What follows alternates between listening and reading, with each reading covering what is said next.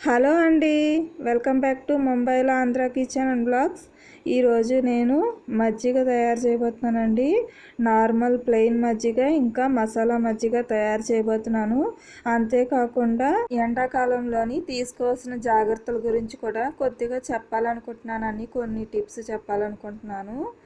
అయితే ముందుగా నేను ఇక్కడ మజ్జిగ తయారు చేస్తూనే మీకు నేను చెప్తూ ఉంటాను. నేను ఎలా తయారు చేస్తున్నానో చూస్తూనే వింటూ ఉండండి.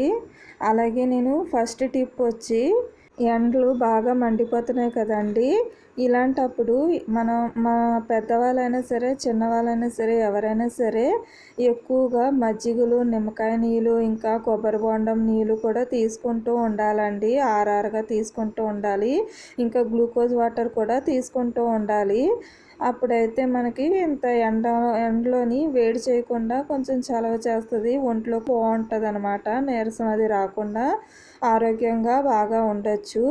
సెకండ్ టిప్ వచ్చి, ఎక్కువగా ఫ్రిడ్జ్లోని ఐస్ వాటర్ తాకండి. అలా కాకుండా మట్టి కుండల్లోని నీళ్ళు వేసుకొని వాటిని తీసుకోండి. అది కూడా ఆరోగ్యానికి చాలా మంచిది.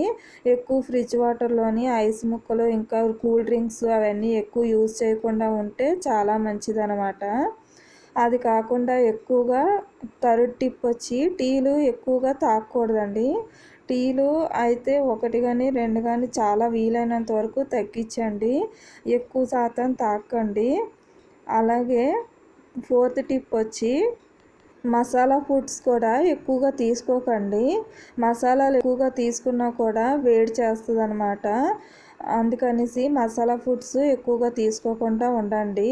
ఇంకపోతే ఫిఫ్త్ టిప్స్ వచ్చి, ఎక్కువగా ఫ్రూట్స్ తీసుకోండి. నీరు శాతం ఎక్కువగా ఉన్నవి ఫ్రూట్స్ తీసుకోండి. కర్బూజా కానీ, వాటర్ మిలన్ కానీ ఇలాంటివి నీరు శాతం ఎక్కువగా ఉన్నవి ఫ్రూట్స్ తీసుకుంటే చాలా మంచిది అనమాట.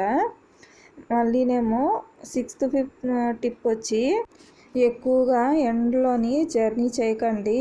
అయితే ఉదయం కానీ లేదా సాయంకాలం ఎండ తగ్గిన తర్వాత కానీ వెళ్ళండి. అలాగే బయటికి వెళ్ళేటప్పుడు వాటర్ బాటిల్స్ తీసుకొని వెళ్ళండి. ఇంకా గొడుగు కూడా తీసుకొని వెళ్ళండి. చిన్నపిల్లలకి టోపీస్ కూడా పెట్టుకొని వెళ్తే చాలా మంచిది. ఎండ దెబ్బ తగలకుండా ఉంటుంది అనమాట. మనం ఎంత ఇంట్లో ఉన్నా కూడా వేడి గాల్పులు వస్తూ ఉంటాయి కదండి. అయితే నేను ఇంకొక లాస్ట్ టిప్ నేనండి, దుప్పటి ఉంటుంది కదండి మన దగ్గర, పల్చని దుప్పటి, వాటిని నీటిలో తడుపుకొని కిటికీల దగ్గర కానీ లేకపోతే డోర్ దగ్గర కానీ వేసుకోండి. అప్పుడు మీకు చల్లగా గాలి వస్తుంది అనమాట. వేడి గాలిపు రాకుండా చల్ల గాలి వస్తుంది. నేను చెప్పిన ఈ టిప్స్ కనుక మీకు నచ్చితే తప్పకుండా లైక్ చేయండి, సబ్స్క్రైబ్ చేసుకోండి. Thank you.